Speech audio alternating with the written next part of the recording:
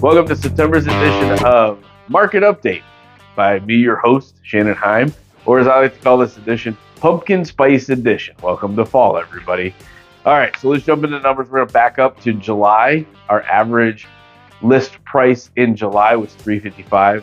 Fast forward to August, we're at $369. So a bit of a jump there in our list prices. Average sales price was $349 in July, $364 in August. So you see that about 96% of list price to sales price, so which is pretty average in our market. All right, days on market, we're at 35 days in July, 38 days in August. So global versus local, right? We're seeing still some movement in the market.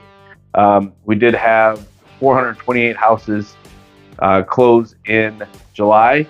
That shrunk a little bit to 355 in August. We are recording this about 3 days before the end of the month, so that number will change a little bit. But that's your Tennessee side. All right, let's jump up north to Kentucky. So we got Todd, Christian, and Trigg counties just to the north of us in Clarksville here in our market.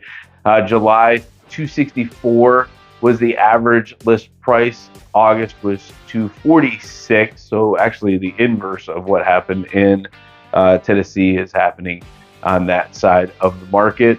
Our average sales price in July was $255,500 roughly. That shrunk down to $241 and some change in August.